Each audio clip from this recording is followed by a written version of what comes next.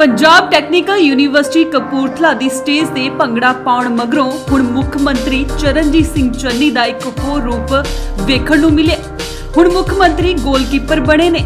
ਜੀ ਹਾਂ, ਸ਼ਨੀਵਾਰ ਨੂੰ ਉਹ ਮੋਹਾਲੀ ਦੇ ਮੈਦਾਨ 'ਚ ਹਾਕੀ ਦੇ ਗੋਲਕੀਪਰ ਬਣ ਗਏ। ਇੱਥੇ ਉਹਨਾਂ ਨੇ ਅਭਿਆਸ ਕੀਤਾ। ਐਤਵਾਰ ਨੂੰ ਉਹ ਜਲੰਧਰ ਦੇ ਕਟੋਚ ਸਟੇਡੀਅਮ ਵਿੱਚ ਮੰਤਰੀ ਪ੍ਰਗਟ ਸਿੰਘ ਦੀ ਟੀਮ ਦੇ ਨਾਲ ਮੁਕਾਬਲਾ ਕੀਤਾ। ਜਦੋਂ ਸੀਐਮ ਚੰਨੀ ਦੇ ਗੋਲਕੀਪਰ ਦੀਆਂ ਤਸਵੀਰਾਂ ਸਾਹਮਣੇ ਆਈਆਂ ਤਾਂ ਵਿਰੋਧੀ ਧਿਰਾਂ ਵੀ ਤਾਨੇ ਮਾਰਨੋਂ ਨਹੀਂ ਹਟੀਆਂ, ਜਿਸ ਦੇ ਚੱਲਦਿਆਂ ਅਕਾਲੀ ਆਗੂ ਬਿਕਰਮ ਮਜੀਠੀਆ ਨੇ ਕਿਹਾ, ਲੱਗਦਾ ਹੈ ਕਿ ਚਰਨਜੀਤ ਚੰਨੀ ਨਵਜੋਤ ਸਿੱਧੂ ਦੇ ਗੋਲ ਨੂੰ ਰੋਕਣ ਲਈ ਅਭਿਆਸ ਕਰ ਰਹੇ ਨੇ।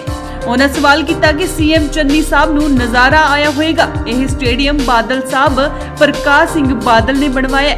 ਮੁੱਖ ਮੰਤਰੀ ਚਰਨਜੀਤ ਚੰਨੀ ਜਲੰਧਰ ਦੌਰੇ ਤੇ ਸੀ। ਜਲੰਧਰ ਦੇ ਕਟੋਚ ਸਟੇਡੀਅਮ ਵਿਖੇ 38ਵੇਂ ਸੁਰਜੀਤ ਹਾਕੀ ਟੂਰਨਾਮੈਂਟ ਦਾ ਫਾਈਨਲ ਮੈਚ ਸੀ।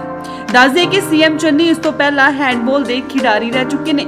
ਉਹਨਾਂ ਨੇ ਟਵਿੱਟਰ ਤੇ ਹਾਕੀ ਗੋਲਕੀਪਰ ਦੇ ਨਾਲ ਆਪਣੀ ਪੁਰਾਣੀ ਟੀਮ ਦੀ ਫੋਟੋਆਂ ਵੀ ਸ਼ੇਅਰ ਕੀਤੀਆਂ ਨੇ। Bureau report, Indos TV, Australia.